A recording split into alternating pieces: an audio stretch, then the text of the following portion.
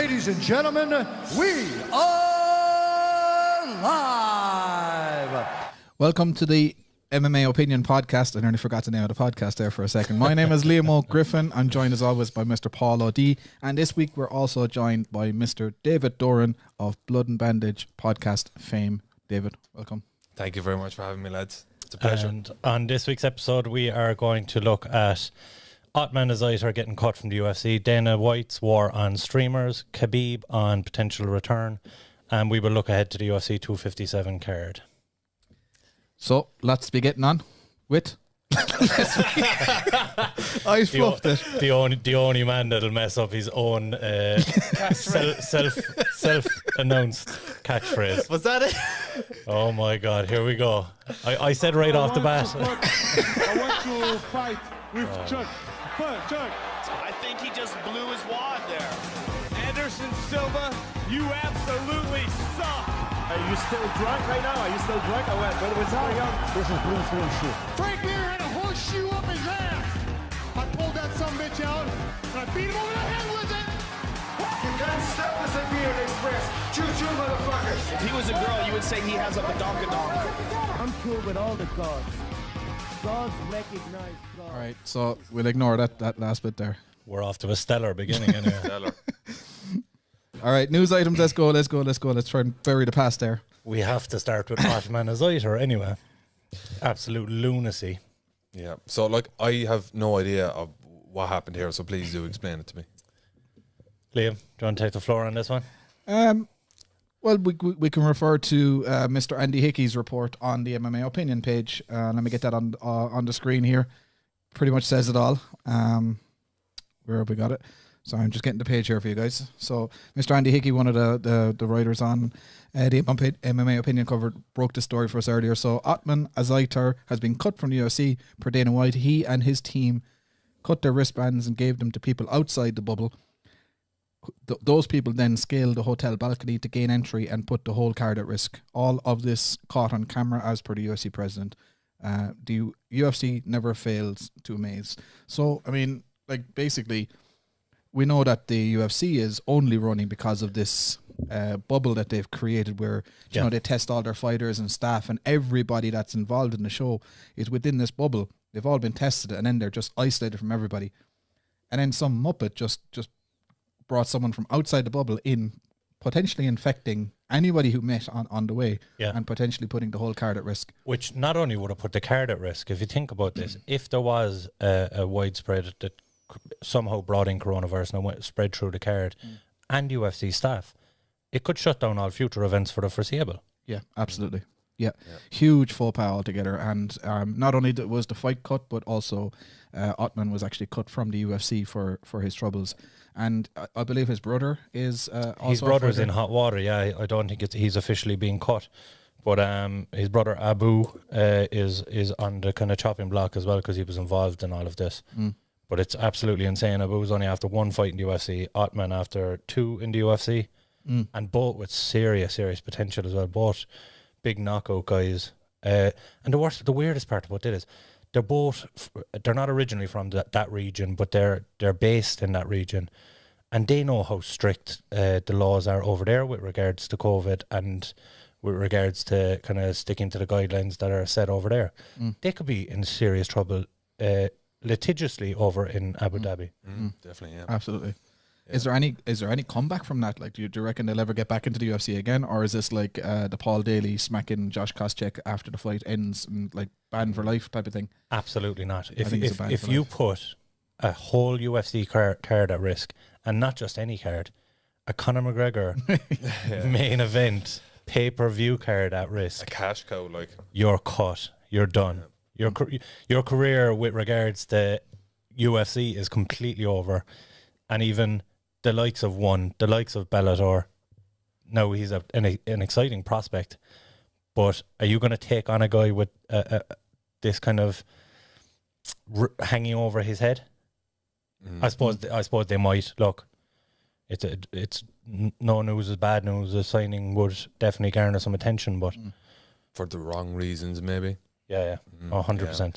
But isn't it interesting, though, that you have that situation with McGregor and the dolly and all that kind of stuff with Khabib, and he does that, And it's kind of, So- you can understand why that was a kind of not swept under the rug, but So the difference here is obviously, look, without me trying to protect McGregor in a sense, obviously McGregor's a cash cow.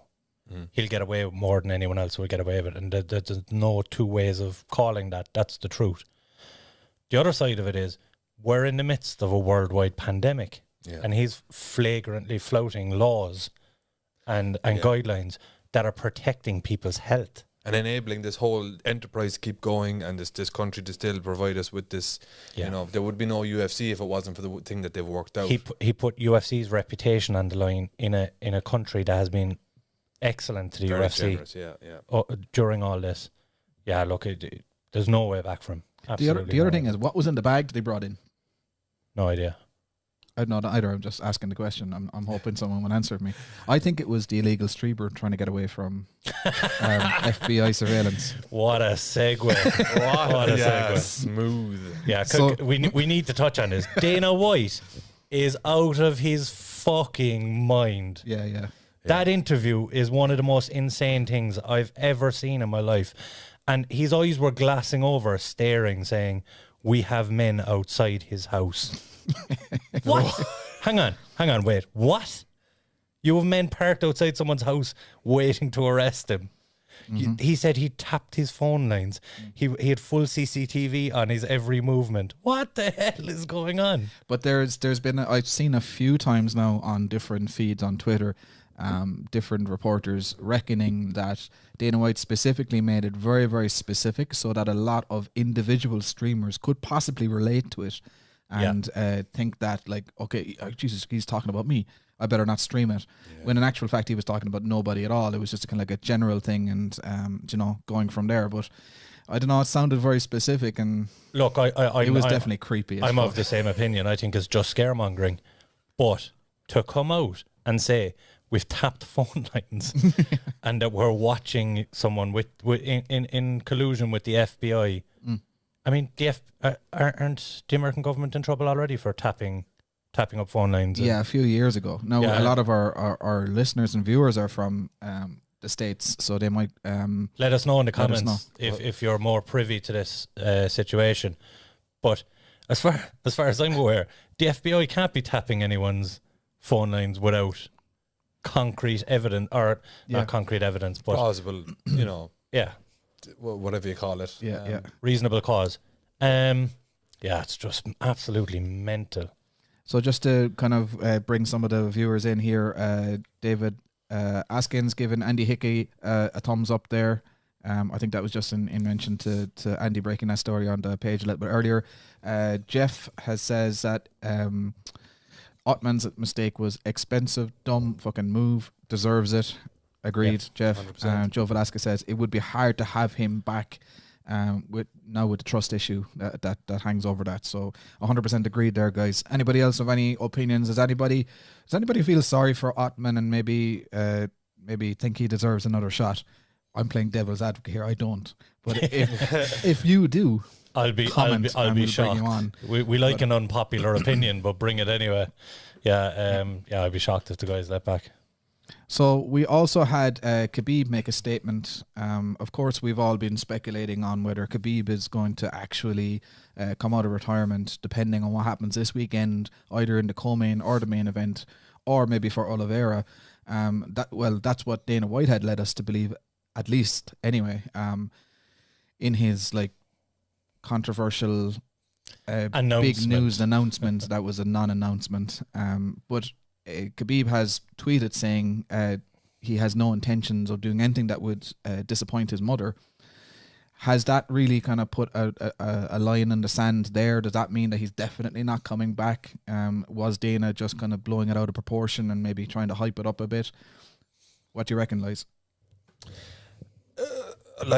If Khabib says... so the whole thing was that Khabib's mother didn't want him to continue fighting, and he wants to keep his undefeated record and all that kind of thing, right? So the plan was originally, I believe, was that when his father was still alive, that he was going to go to 30-0, then retire. So he's now concerned he's sitting at 29-0, and you really, really, really want to see that number rounded off.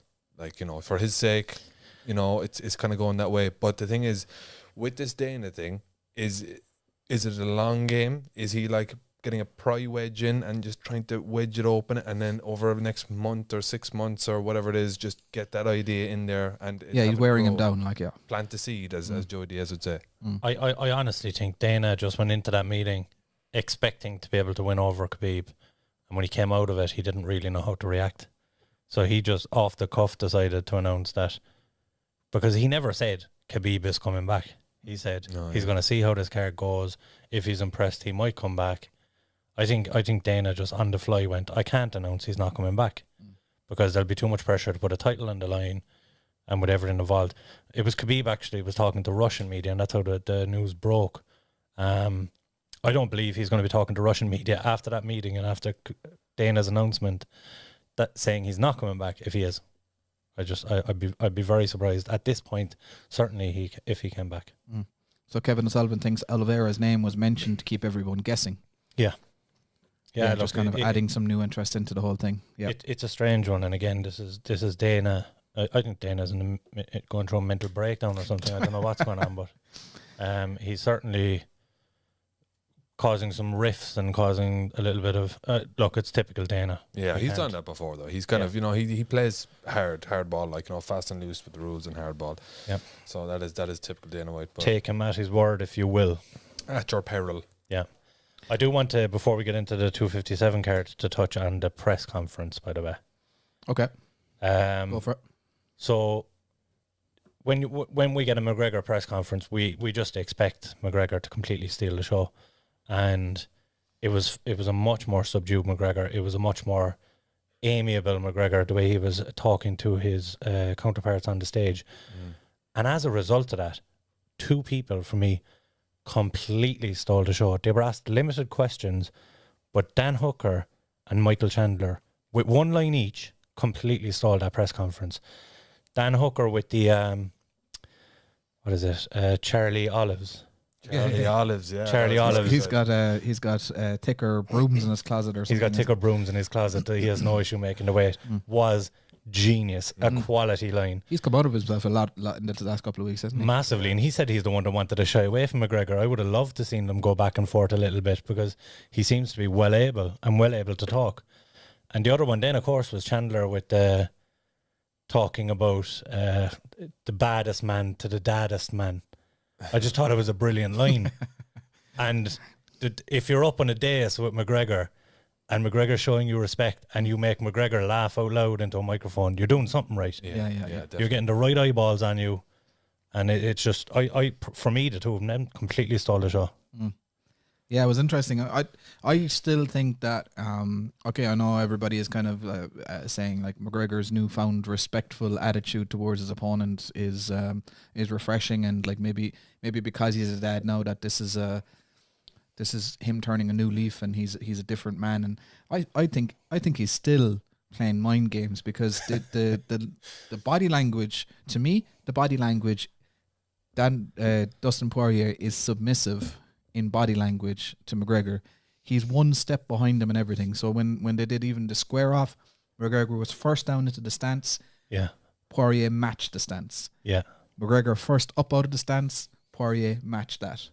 And then it was like, he's McGregor smiled and went to shake his hand, which turned it into a pleasant kind of thing then, So McGregor's leading the dance, and that to me in kind of mental warfare terms is like a kind of a backhanded compliment. It's like, oh, good boy, you're doing well there. But actually McGregor is psychologically putting himself a level above.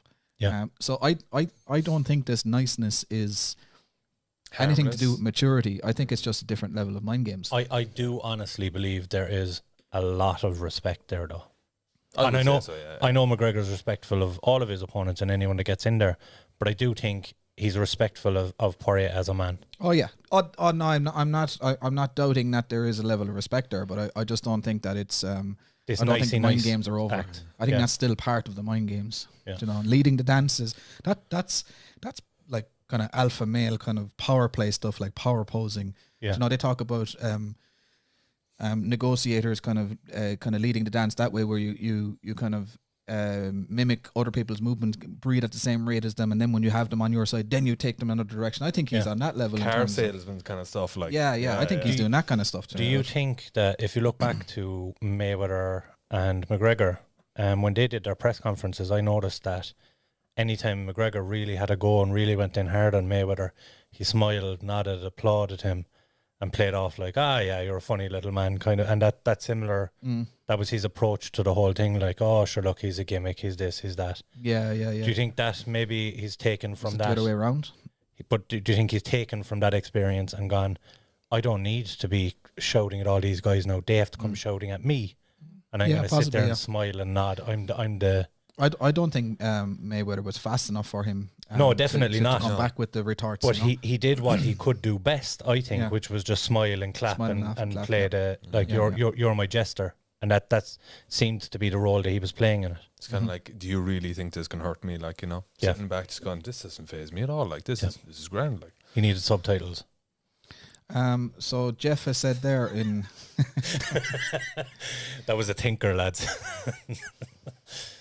Jeff said there, fatherhood has definitely toned former losses. Hang on, I'm missing this now. I'm kind of half reading it and half saying it the same. What am I saying here? Fatherhood has definitely toned down former loose cannons Conor and Dustin. Oh yeah. Did it to me too. Well done, Jeff. So Jeff, okay. Didn't do it to him. Were you a loose cannon, Jeff? Tell us, what did you do? Who did you attack? Who did you assault? What what bus did you throw a dolly at? About to get done for slander here. to be fair, Jeff, Dave is calling me out, but it does calm me down. 110%. I was a complete wild man 8 years ago. So yeah, it does tone you down a bit, alright. So David Askin said it's 11 out of 10 a valuable price, or 11 to 10. Sorry, Jesus, I'm talking about odds here. It's 11 to 10 a valuable price for a Chandler victory. Yeah, I don't know how to calculate odds. I'm an engineer. 11 right? to 10 would be plus 100. I can do maths, but I can't do odds. Or plus 110.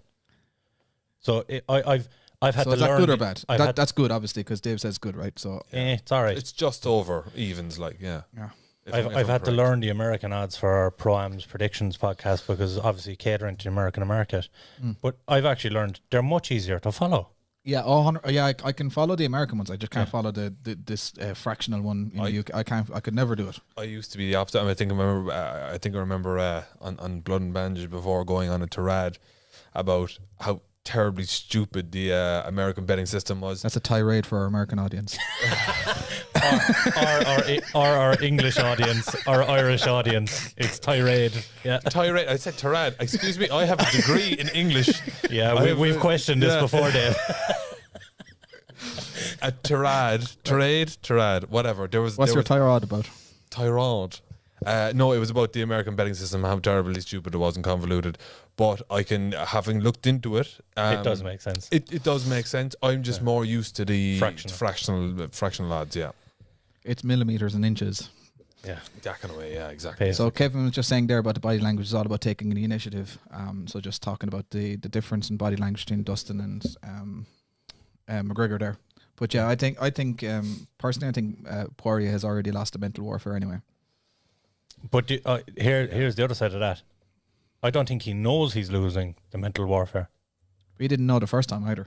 That's very true. He went in emotional. Maybe he just subliminally goes in and kind of hailing to McGregor's greatness. But even his coach said it. Even his coach. I was watching the countdown there earlier today, and even his coach said that he went in. That Poirier went in far too emotional into the first one. Like, and you even listened back to some of the interviews, and he was like, "There's no one I hate more than this guy McGregor." Like, and all that kind of stuff. He was gunning for it.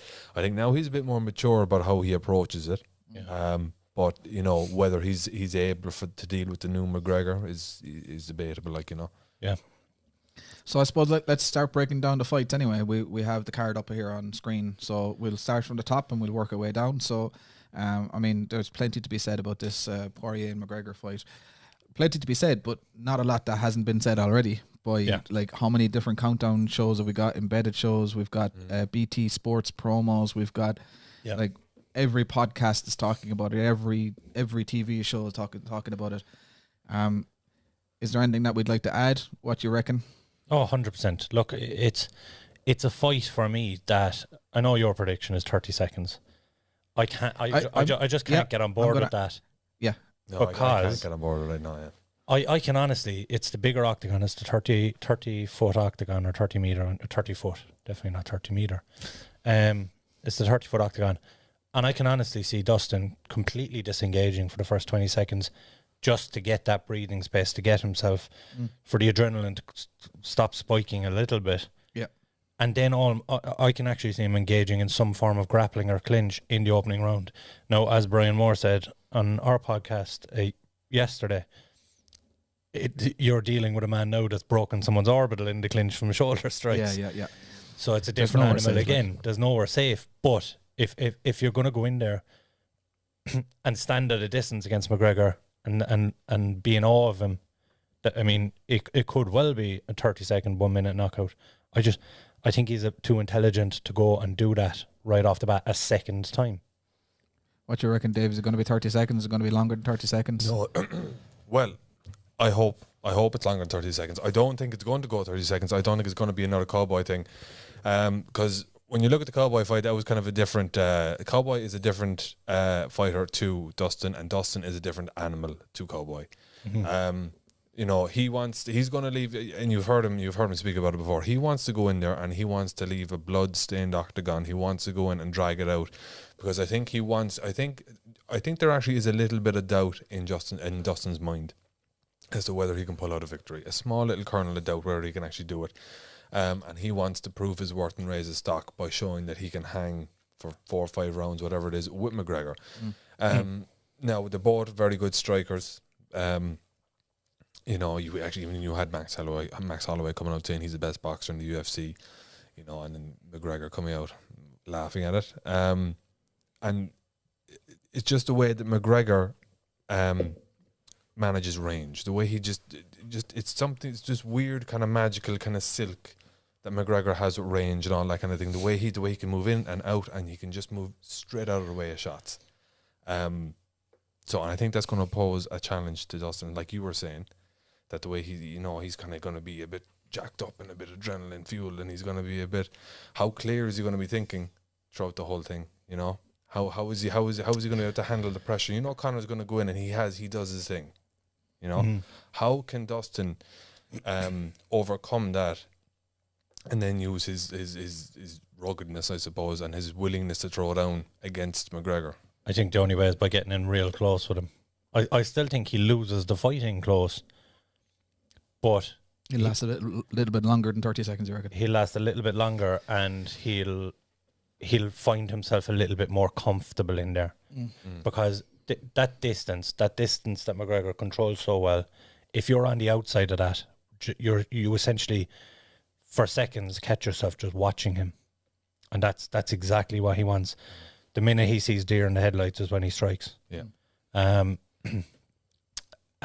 the difference between Poirier then and Poirier now, Poirier was a great fighter before the first McGregor fight, make no mistake, and he had some phenomenal performances even pre-UFC in the WEC. But he hadn't fought like elite competition for a prolonged period of time. That's the difference now with Poirier. He has that mental toughness that he can hang with the very, very best in the world. When I don't think he believed that then. He might have thought, I can be the best in the world, but he didn't know that he had that ability to stay. Whereas now he has that. I just think he's a little bit smarter, he's a little bit more confident in himself, and as opposed to getting like a deer in the headlights, he'll be thinking, all right, how do I make this situation better for myself immediately off the cuff? And he reacts quite well in fights as well. Do you think so they've both fought Khabib, and they've both gone through that war and that hell and been dragged and drowned by Khabib and his wrestling up against the fence and all that kind of thing? Do you think that since Dustin was recently defeated by him and they were both choked up by him, do you think that loss is now an equalizer in their minds, or in at least Dustin's mind? Yeah, good point. In Dustin's mind, I think yes. Yeah. But if you look at Conor's mind about the Khabib fight, Conor genuinely believes that on any other day he beats Khabib. He thought he knew that he was ill prepared going in for that fight. He was carrying I wouldn't say injuries, but he had injuries through camp, and he wasn't himself going into the fight. Psychologically, he was all.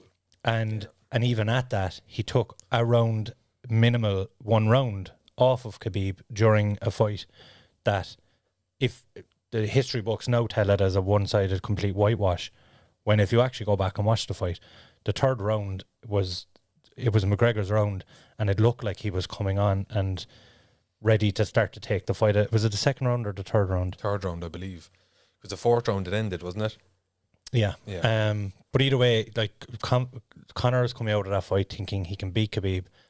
Dustin Poirier came out of that fight and went, he's too fucking good for me. Like, yeah. So you're saying that it's Poirier, an equalizer for Poirier. It gives him a bit of confidence to be like, right, look, Khabib beat me, Khabib beat him. It's now me and him to see who's fractionally better than the other. Yeah. But I do believe that not in Conor's head. I think he still believes he had a far greater performance and could do better still. Where the comments here are going mad, so we better catch up on a few of them. Seth is in to kick our ass again. Seth says I don't think he broke his orbital with shoulder strikes. So that's just it was Brian Moore that said that in the last. So don't kill us, Seth. Right? Yeah, we'll put you in touch with Brian Moore. We're quoting Brian Moore on that. Cowboy had nothing broken in his loss to Conor. Come on, guys, get it together. Again, we're quoting here. Like, yeah. Well, Seth always whips us around the place here. He's our kind of like fact checker, and he comes in and he doesn't mince his words. Good man. Yeah, no, we love it. Kevin and Sullivan, remember my prediction for a submission victory? You're gonna have to remind me of that, Kevin, because I can't remember who's gonna submit who and in what round. Jeff, I think he said something about McGregor submitting Poirier. Oh, optimistic. Yeah, optimistic. Jeff says, I love both Conor and Dustin. If a stand-up war, Conor wins. If Dustin wraps his neck, he has a great guillotine. Dustin should get Conor to the ground. His BJJ is his best chance. This will not be an easy fight for either. Here's the thing, though. Conor has never been caught in a guillotine and has one of the best defenses of a guillotine. Remember when Chad Mendes caught him in the guillotine? Yeah, that's the when heartbreaker. Khabib tried to catch him in the guillotine. The only thing is the heartbreaker or the gator roll. Yeah. The only thing is that exact same escape was the one he tried on Nate Diaz and then got caught. Nate Diaz, yes. He got caught. He tried the heartbreaker, and then got caught with an underhook, mounted, and then that led to the finish. That led to the finish. So, but again, we look at different grapplers, and if you look at Poirier's grappling, he leans heavy on those submissions, darts, chokes, guillotines, and I don't think you're going to catch Conor on one of them. Mm-hmm. And even Poirier himself has come out and said that in relation to the Conor Khabib fight, that Conor has great takedown defense, and if you watch that fight back, which I have done recently, it's fairly impressive for someone who's predominantly a striker. It's fairly impressive. His grappling is massively underrated. Yeah. Which is another point that Ariel Helwani was making, was that he came out and he said that Conor McGregor is actually one of the most underrated fighters in the UFC. Mm-hmm. Yeah. You know? Yeah, I've seen that a couple of times this week. People kind of talking about how he's underrated because of his brash talking. Yeah. Because everybody wants him to kind of like, who's this upstart that comes from Ireland and runs his mouth without proving anything. And then like every fight, had he shut up and said nothing and done what he did, he would be everybody would be all about him. But because he went and talked first, he was always going to be catching up to his own goalposts are moving every fight. Like, but you have to factor in as well is a McGregor loss is bigger than anybody else's loss. Oh yeah. If McGregor loses a fight because of the coverage that it gets and everything like that, and because of the pressure he puts on himself as well with his own kind of hype, do or die kind of situation, like you know. Yeah. But then that's it's high stakes, high risk, high reward. That's why he's got the money. Yeah. So Seth is picking a bone with you about good man. You said that Dustin wasn't tested in the UFC until Conor. No, I said that he was tested before. Okay. I just said he hadn't continually competed against the best in the world. Yeah, so I still think he's taking issue with you. So he said, what? Question mark. Korean Zombie? Question mark. Cub Swanson? Question mark. They were high level. Again, at this time, Dustin was Conor's first true test in the UFC. Okay, I agree with Seth there on that one. I think. no, I think I would. Go back to then. Korean Zombie and Cub Swanson were also guys that were in and around top 15 guys at that time. Time has proven that they're guys that can hang around at the top level, but mentally preparing for those fights, they weren't guys that were elite fighters at that point. That's what I'm trying to say.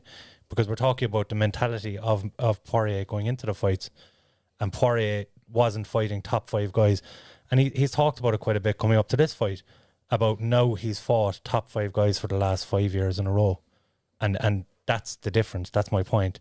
It's just a mental point from Poirier that he wasn't fighting top 5 guys continually back to back to back then. Can I also respond to Seth? Because no, Seth, I agree with you on the point you just made that Poirier was McGregor's first big test. I think he was. I think that was a good benchmark for him to think. But I've just looked up here, lads, and you can see here this is on MMA Mania, and it's a press release from the medical suspensions from the McGregor versus Cowboy fight. And it was Donald Cerrone suspended until July 17th unless cleared by maxillofacial doctor for nasal fracture and mild orbital fracture. Suspended at minimum until February 18th with no contact until February 9th. That was the Cerrone thing, was it?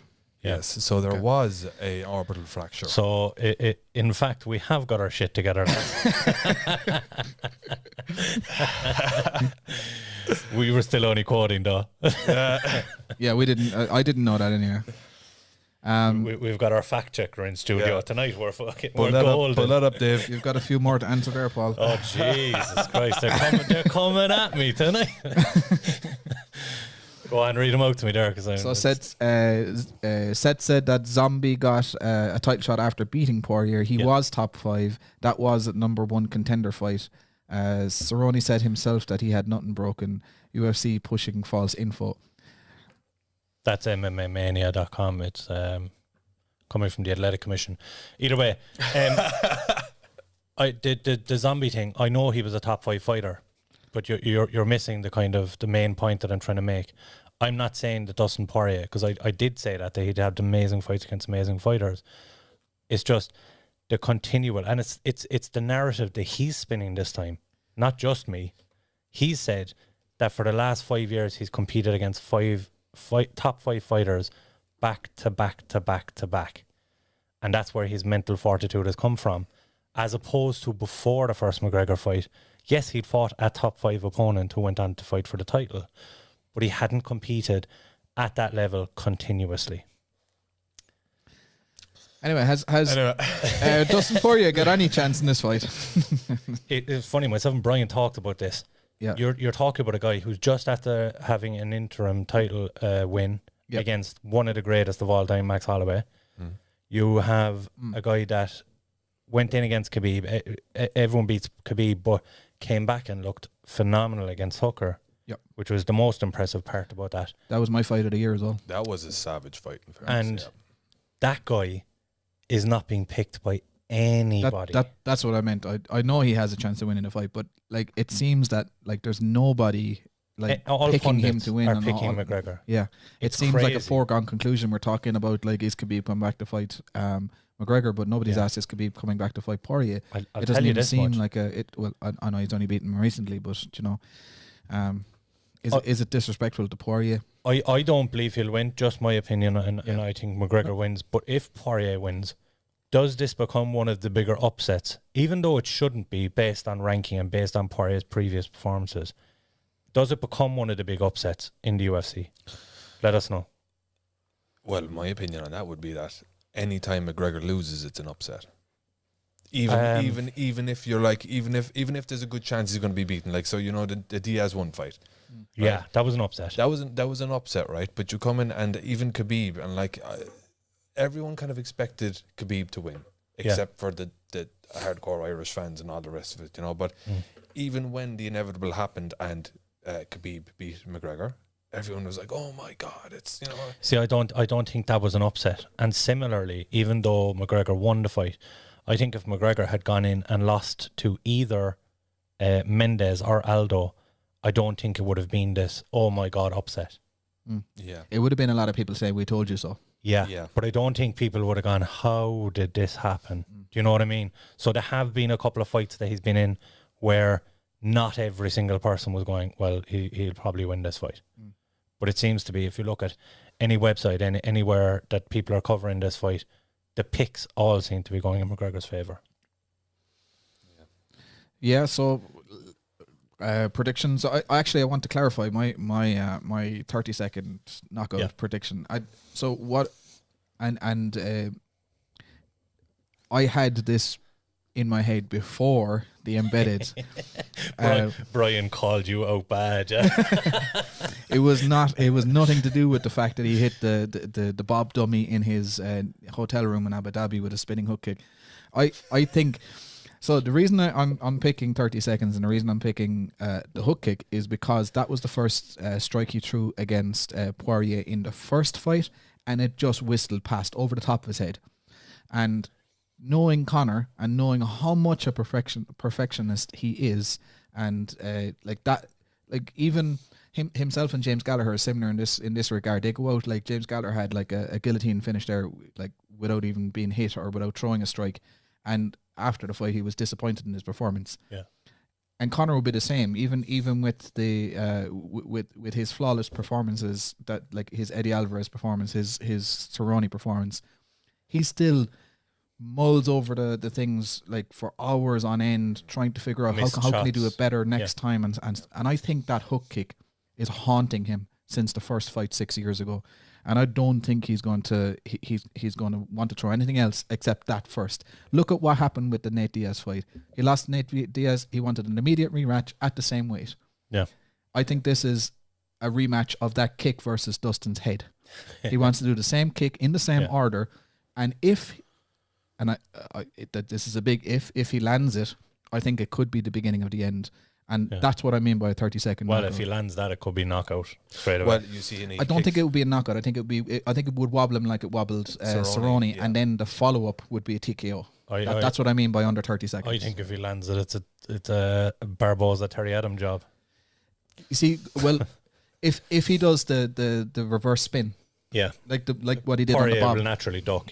Yeah, but if he throws it like he did in the first fight, then that's like a more like a karate hook kick where it's his lead leg. He was in a southpaw stance, lead leg, and there's no kind of momentum on the spin. It's just the weight of your leg. That will hurt people. Like in karate tournaments that I've competed in, I've thrown that kick. It hurts people. I broke someone's jaw at one stage, but it's not a knockout shot. It's a damaging shot, but it's not a knockout shot. If you add the spin, a la Edson Barboza Terry Adam, it is a knockout shot. But without the spin, it's not a knockout shot. But it'll certainly wobble Dustin and send him on his heels, and then it all ends from there. But that's my prediction. I could be completely wrong, as I've been on most of my picks since we started doing this podcast. I wonder, will I still have my magic? Yeah. Somehow Dave was picking without any preparation. Dave was picking better than me. I just went with the gut on the Blood and Bandage podcast. So, yeah. But like a good another thing to consider there when you're talking about the kicks and the spinning kicks and all that, and what I got from Dan Hardy was that he compared McGregor to a spear, and that all his skill set is the handle of the spear, and his left hand is the spear tip, and the entire function of all his training and everything else is to funnel or to channel or to manipulate his opponent to set up that one shot that's going to send him into the shadow run. A lot of the kicks, are just to position his opponent. Yeah, and the way he moves off in circles is just to... But he does throw certain kicks, like the one against Cerrone, like the original one against Poirier, to hurt his opponent. Yeah. So what's your prediction? My prediction is round 2 knockout for Conor McGregor. Very similar. I have McGregor either last minute of the first round or first 2 minutes of the second round. So none of us see it going the distance.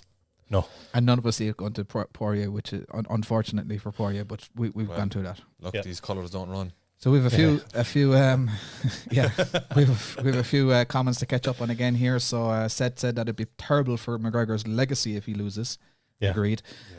Jeff says what he, aka Dustin, did versus Hooker and Gaethje and Max gives this guy a chance versus anyone.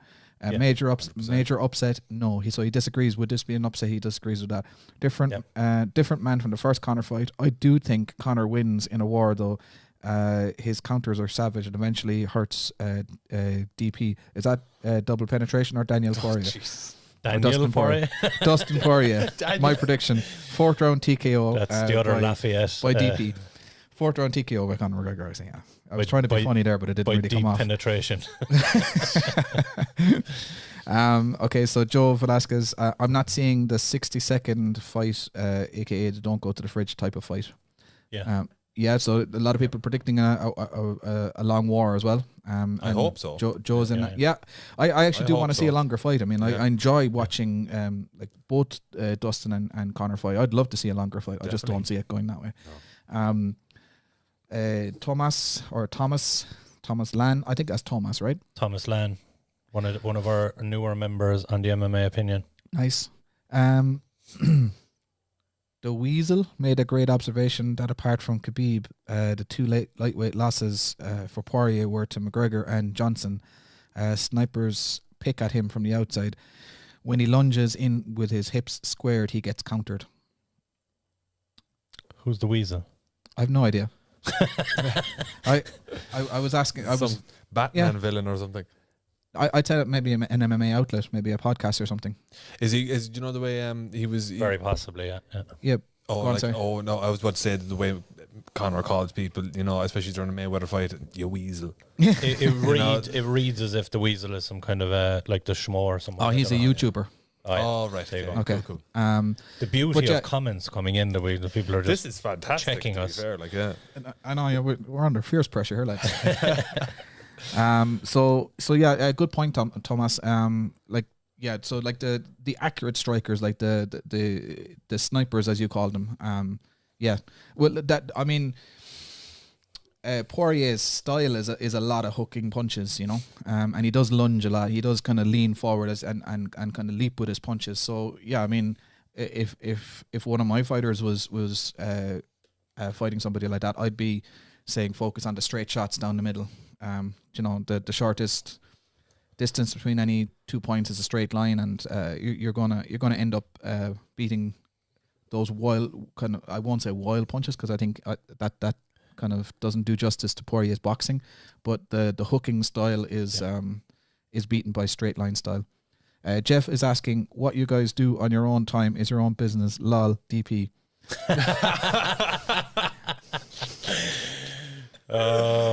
Cheers, Jeff. Oh, nice. So nice. Seth's just confirming that Weasel is a YouTuber. He breaks down fights. I must go check him out, actually. I like Sonny Brown a lot. I watch a lot of his breakdowns. I think he's really, really good. Actually, comment in if there's any other good YouTubers. I know Seth has a good channel on breaking down fights as well. So be nice to get maybe a post on the MMA Opinion page with some of the top YouTube channels that break down fights. I think we could all learn a lot from that. Yeah. And of course, check out the MMA Opinion on YouTube. We're a growing industry. Absolutely. We need to get into the co-main event. Yeah, we're like 3/4 of an hour into our podcast and we're still on the first fight. Yeah, that's David's fault. Yeah, you're doing your marathon. The gift of the gab, boy. Kish the Blarney Stone. So in the co-main event, we have another massive lightweight about. My biggest issue with this fight is that it's not also a 5-rounder. I think because I actually didn't notice that until now. Yeah, I think because of the implications in lightweight at the moment, this should 100% be for 5 rounds. Yeah. We've seen what Dan Hooker did in 2 5-round fights last year. 2 candidates for Fight of the Year. You've Michael Chandler making his debut, notorious for wars, and that's kind of been the outline of his career. Some of his greatest performances have been in these crazy wars with Eddie Alvarez and more. It's a tough one to call because like there's so many factors here. You have Dan Hooker, who everyone now sees as a striker. Any kind of person that's been watching him over the last 2-3 years sees him as the striker. But he didn't get the nickname the Hangman for nothing. Mm-hmm. And you have Chandler, who everyone perceives as this NCAA wrestler. But Chandler scraps with the best of them. Serious power in an overhand right. Loves to throw that overhand right and lead into a takedown. But then you have Hooker's knees up through the middle are some of the most vicious in MMA. Yes. Yeah. There's so much going on in this fight. It could end after a minute. It could be a 15-minute all-out war. It's an impossible one to call. I prefer the latter. I really want to see the latter. I can see it going 15 minutes, but weirdly, and I call this on the Pro-Am prediction, and I'm going to give my prediction away right off the bat. I have a sequence in my head that I can see happening. Chandler is a very wide stance for a wrestler. Hooker loves a leg kick. I can see, because Chandler is not going to try and go for a straight takedown in the open without trying to catch something first. I can see him trying to catch a leg kick, go for a takedown, and I can actually see Dan Hooker submitting him. It's a weird call, 12-1 plus 1,200 bet, but... David, what's your prediction, or how do you see the fight going? Right. So, my knowledge of Mike Chandler is superficial at best. So I've always relied on you for a lot of the Bellator stuff before. Like himself, superficial at best. At best. There's burns going on left, right and centre. Oh, listen, we're only getting warmed up, I would say. But look, my knowledge of Mike Chandler is superficial at best. I do know he's a very, very renowned fighter, coming from Bellator and where he was cleaning up. I know his skill level is on par with the UFC. He deserves to be in the UFC. My main concern with Chandler is that he was the backup for, what was he the backup for? He was Khabib and Gaethje, right? So that was in Abu Dhabi as well, wasn't it? Yeah. And that was a while back now as well. Well, it was the last Fight Island. October. The last Fight Island, so October. Jesus, it's been that long. Yeah. So that was October. Now he's had a layoff for that long, so he's been kind of out of the loop a bit, and for a while previous to that as well. So I do think there's kind of a bit of I'm not going to say ring rust because that's a completely overused term, but there's a bit of he's been a bit sedentary in a little bit. Now the counter to that psychologically is that this is his big entry into the UFC. He's got a point to prove, because there's a lot of people talking, there's a lot of people saying that he can't hang with the UFC boys or whatever. He's got a big point to prove, so I think he's very, very highly motivated, just as Dan is. I think Dan is very, very motivated, but Dan's on a roll. Dan he's got fuel to burn. Like he's going for it, and if he gets a win over Chandler, that cements him then at the upper echelon of the fight game. Does it though? This is my question. Does it give him the next title shot? No, does it not put him? Is this not a number one? See, I don't know, because I think this is where Oliveira sits in this as well. Like, this is it. I think because of outcome of this is lopsided. So if Michael Chandler comes in, and let's say he smokes Hooker, we know that Chandler belongs in the top 5 of the division and can take on anyone, and might be a shout for the next one in line. If Dan Hooker beats Chandler, all the talk will be Chandler was never belonged in the top 5, top 6. Yeah, and that's unfair. Who's he fighting next? Yeah. Hooker coming off a loss as well. This is a very tough one for Hooker to take on, in the sense of stakes. And he said it himself. He was the only one. He said anyone above him didn't want the fight. He said it in the press conference. He was the only one that said yes to the fight. It's a strange one. What I want to ask though, for both of you, do you think for someone of Chandler's experience and being a former 2-time champion in Bellator, do you think UFC jitters are going to be a thing? No, I don't think so. I think first off, him coming out and being a stand-in for the first Gaethje and Khabib fight would have gotten rid of a lot of that. As he said himself, he got to work with a lot of the background staff. It feels a little bit more like at home. Yeah, exactly. And I mean, he's been a champion. He doesn't really have, whereas a lot of guys have yet to prove their legacy. You know, he has a legacy. As you say, he's 2 times champion in Bellator. I mean, he's knocked out Benson Henderson. He's beaten Benson Henderson twice, I think. Yeah. He's got wins over Eddie Alvarez, a former UFC champion. Yeah. Will Brooks as well. I think he dethroned Will Brooks, I think, if memory serves. As far as I know, Will Brooks beat him twice. Okay. and then bounced to the UFC, and we saw what happened to Will Brooks. Yeah, he just flopped in, didn't he? But so I like to answer your question. I don't think jitters are going to be an issue here. Yeah, Dave, what was the question again? Do you think UFC jitters are applicable here with someone of his experience? Well, I'm going to throw some comments up on screen while you're talking there, just so Yep. people can read them as well. I suppose I kind of did make the point that, you know, he's got the first fight in the UFC there, and he's going to be, you know, it's a do or die situation for him. I don't think the UFC jitters per se are going to like coming in and having to fighting this high level competition under the bright lights. I don't think that's going to be such an issue for him.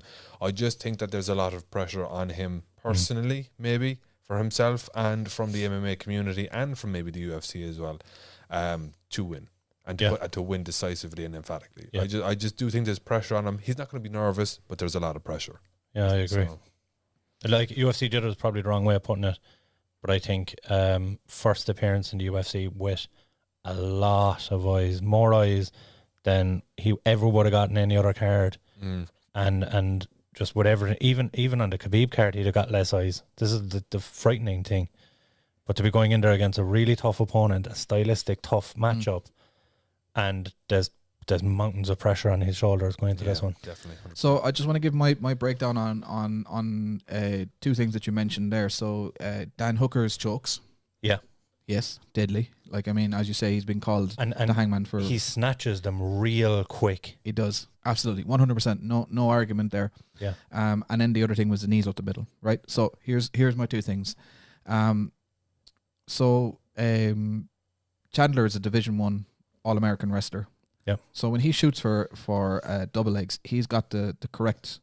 I mean, he's been bred into the correct posture, which means that his hips are in, his head is up. He's not chest parallel to the floor, head down.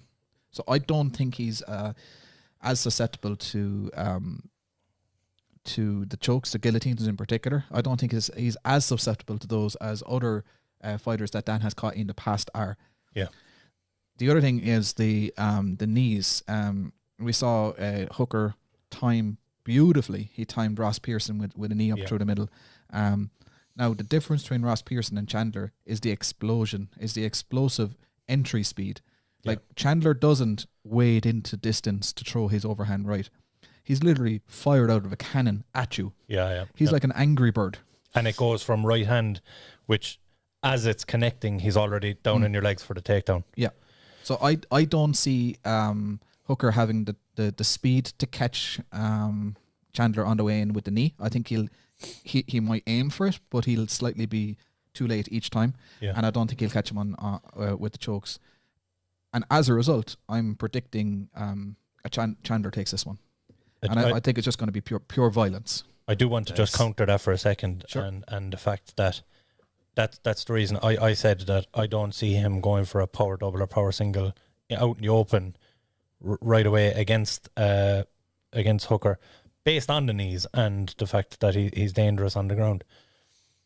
But when catching the kick, he'll be at a further distance and catching the kick and trying to power through then from there into a takedown would make him slightly more susceptible to a choke. Yeah, agreed. What if he takes the leg? And it's just the fact that I this sequence in my head, I can see him getting frustrated with leg kicks because he does have that wide stance and he's so heavy on the lead leg.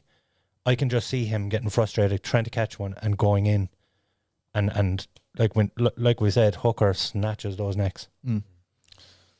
Yeah, no, I see your point, and it's certainly it is one of the paths to victories that Hooker's got. I just think that the level of wrestling out of Chandler and the posture that's bred into him, will be very, very hard to break down. Like we're like here in Ireland, we have like a large proportion of striking would be our base. You know, a lot of kids growing up in Ireland would be trained in boxing or karate taekwondo. You know, we'd be heavily striking based, and then jiu-jitsu on top of that. Wrestling not so much, right? It's something that obviously it's been a weakness of Irish fighters in the past, right? Yeah. You talk to any, I mean, this is now talking to non MMA guys. You talk to a boxing coach and in Ireland, that is, right? Not in the States now, but in Ireland, and you say, what would you do if somebody is going to come in and double leg you? Say, oh, I'll just uppercut them. Yeah, as if you could. It seems like that would be the easiest thing in the world to do if you have a purebred boxer who has never dealt with a high level wrestler. And I just think that that's the same when it comes to hookers, guillotines, and knees up the middle. I think Chandler's wrestling is at a different level to what he's faced in the past. And there is absolutely no doubt that he has those two picked out as tools of hookers to watch out for when entering for takedowns. Yeah, reverse game plan. I have no doubt in my mind that he's prepared for that. Yep. It's just, look, it's something that I have in my head.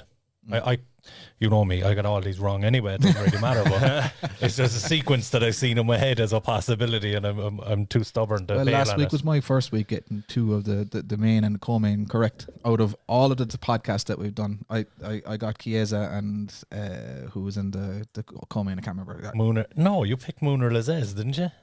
No, I didn't. I picked Varley Alves but I thought he was going to guillotine him. Oh, you did. I didn't yes. expect him to kick him in the ribs 3 times in a row. Yeah. Oof. That was mad, wasn't it? Yeah. So just catching up on some comments here again. Jesus, lads, you're flying it tonight. Fair play to you. You're typing faster than I can read. Jeff says, would love to see Chandler beat Hooker, but Dan's stand-up and length will prove to be too much. Hooker by unanimous decision. Kevin Sullivan says, 50-50 between distance control and reach. How fast can one throw and the other close distance and pressure? Yeah. Joe Velasquez, agree, Coleman could have been a 5-rounder. The outcome of this fight is tricky. Had saying that I have Hooker winning TKO in the 3rd round. A TKO by Hooker in the 3rd. That's an interesting one. Yeah. Thomas says, giving Hooker the edge, he has faced tougher competition overall in a stacked lightweight division. The reach and chin of Hooker would be very hard to overcome. Yeah. I don't know, will Hooker's chin hold up to a Chandler overhand? That's there's some aggression and power behind that. But Hooker's only been finished at once, remember, and that was Barboza? Vicious body work by Barboza. Yeah. We've seen Hooker's chin hold up against Felder in a war, against Poirier in a war. Because there was a narrative about that before, wasn't it? That Dan Hooker doesn't have a chin. That it was kind of a bit weak. It was just people were questioning that was it a bit sus because he had wobbled a few times in fights, but he'd never been taken out of there. So said that I think we're talking about Chandler here. He should have won the first Will Brooks fight, and he should have won the second Alvarez fight. Both split decision losses. Yeah. So again, just proving how tough Chandler is, and those wars defined him in Bellator as well. By the way, that like. There was a period of 4 or 5 years where you could not miss a Michael Chandler fight. It was just fireworks. Come here, lads. We have to rattle through the rest of the card. All right, so and we'll just quickly shout at them and make our picks. Pick ones that kind of stand out, and we'll come back to it another time or something. Well, we're not going to come back to it. We're not going to come back to it. We'll talk quick about fire it. round. We'll talk about it very briefly in the post fight because we'll probably be talking about McGregor and Poirier for another 40 minutes. So Jessica Ike, Joanne Calderwood. Phenomenal fight. 125. What have we got? Yeah, look, this is a one that JoJo has not really shown her best in the UFC. If you go back to pre-UFC, JoJo let her hands go a lot, and she had that Muay Thai style. She was very dangerous, loved striking game. And she's been a bit hesitant. We talked about this before the podcast. She's been very hesitant, and she's been dominated by grapplers. Now, Jessica I isn't afraid to get in there and strike with anyone. But I see an easy path to victory here for Jessica I if she gets a takedown and just dominate and control JoJo. I'd love to see the JoJo of old. I'd love to see her take more chances and get in there and just flow. But I see a decision for Jessica I here. Yeah, I can't disagree with any of that. I think the one thing I'd add to that is that JoJo coming from as a UK striker, UK striker, and it wasn't until she hit the UFC that she suddenly had to deal with these like way tougher grapplers than she ever had to face on the UK scene, which is that's a problem in for UK fighters in the over the past few years. Now, luckily, as I've talked about in previous podcasts as well, the IMAF tournaments for the amateur athletes coming through now having to fight Russians, Kazakhstanis, Eastern European, those Dagestanis, Americans, so the next generation of pros from the UK who have that IMAF experience And won't Ireland. suffer as much from this. But Jojo, unfortunately, has had to play catch up with a very, very strong grappling game in her UFC career. And unfortunately, it made her massively hesitant. Oh yeah, I mean, there's nothing would that do. will slow your striking down more than fear of being taken down. Yeah. Do you know? Because if you're taken down by a strong wrestler and you can't get off your ass, that is soul destroying. Like we've gone through it so many times at the IMAFs. Remember Pally Han's first fight? He fought a Russian over in Romania, and literally it was like he'd light his opponent up on the feet. 2 seconds later, he's on his ass. He works his way all the way back up. 2 seconds later, he's on his ass, works his way up, and it was just non-stop back and forth like that for the whole fight, and it eventually loses the decision. And there's just nothing more frustrating, and it makes you hesitant to throw any strikes at all. Then, Of course, yeah. so yeah, I would agree with you on this one. I think Jessica takes the takedown and maybe sub in the third. Oh, Yeah, I think I'm probably going to go with Jessica as well, simply because of experience as well. Like obviously, I would like to see Joanne Collingwood pull out the victory in that one. But look, I'm kind of 50-50 on this one. I don't have any strong feelings either way. But if the safe bet for me, I reckon, is Jessica. yeah. I do like just as well the last fight, it's not actually the last fight in that main card anymore, but Amanda Ribas versus Marina Rodriguez. Ribas is certainly one to watch out for in that strawweight division, which is on fire at the moment. She's on a 5-fight win streak. Her only loss in the UFC, her only loss is to Polyana Viana, pre-UFC times. She has some big wins there. Emily Whitmire, Mackenzie Dern, Randa Marcos, Paige Van Zandt. And she's kind of hitting her stride now. I can see her being a contender for real in 2021. So Rodriguez has it all to do. She's fought tougher opponents, arguably, but I just see this one going Ribas as well.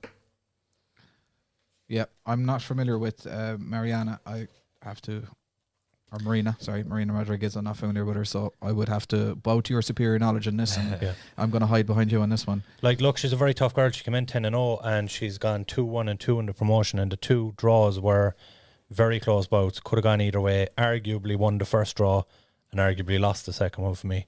But yeah, she's looked impressive against tough competition. But I just think Amanda Ribas, with the momentum and everything, will get it done. Do you think that there's this resurgence in women's MMA?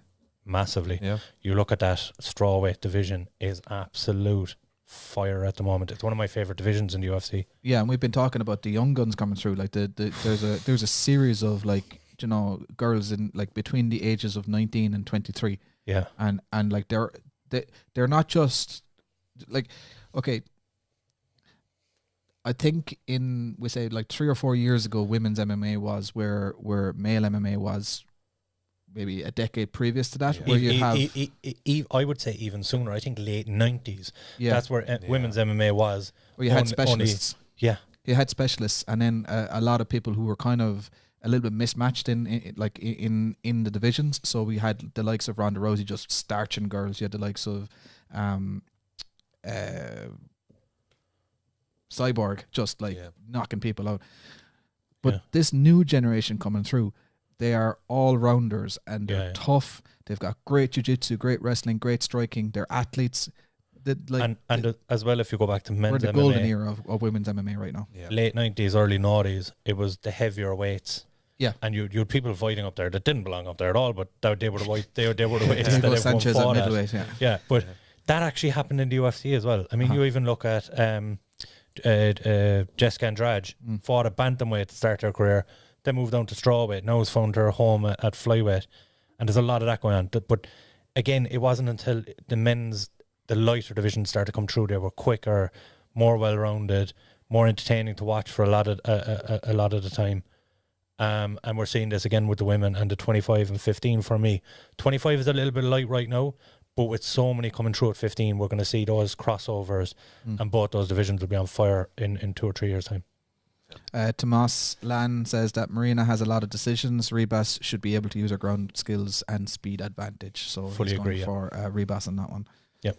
So Okay, any other fight that stands out on the card? We have this fight between Frivola and Zarukian, Yes. which has been made at the last minute due to the Otman and that whole crisis that we talked about at the start, and another fighter Otman missing Azaitar, weight. yeah. So this is kind of like 24 hours notice type of fight. This is like an old school kind of like step up at Cobble the it last together, minute. right? Yeah. So what's weird about this is I thought that Azaitar was going to come out and be an absolute nightmare for Frivola.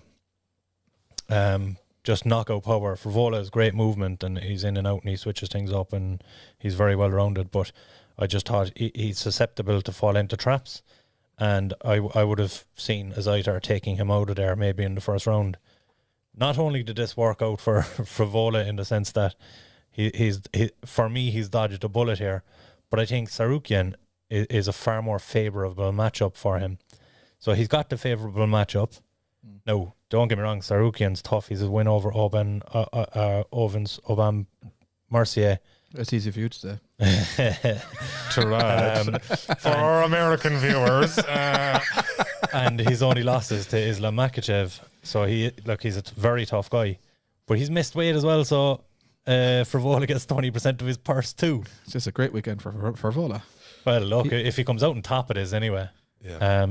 But fair play to Frivola, because a new opponent on 22 hours notice and the guy misses weight.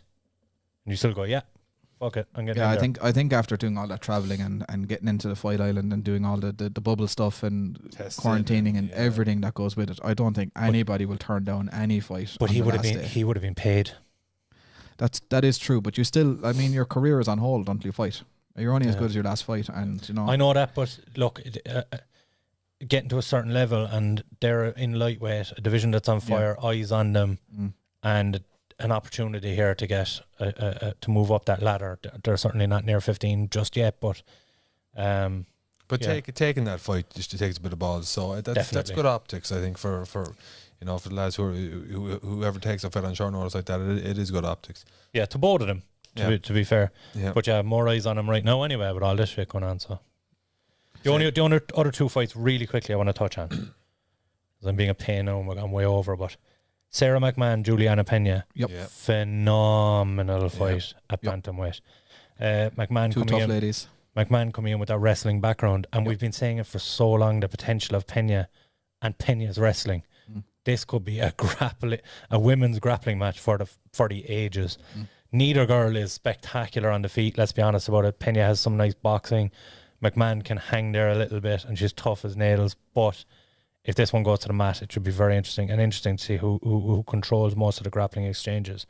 And the other one is Brad Tavares versus Antonio Carlos Jr., striker versus grappler, both two stablemates now in the UFC. Just very interested to see the outcome of that one. And it's Really? very Are they in the close same fight. camp, is it?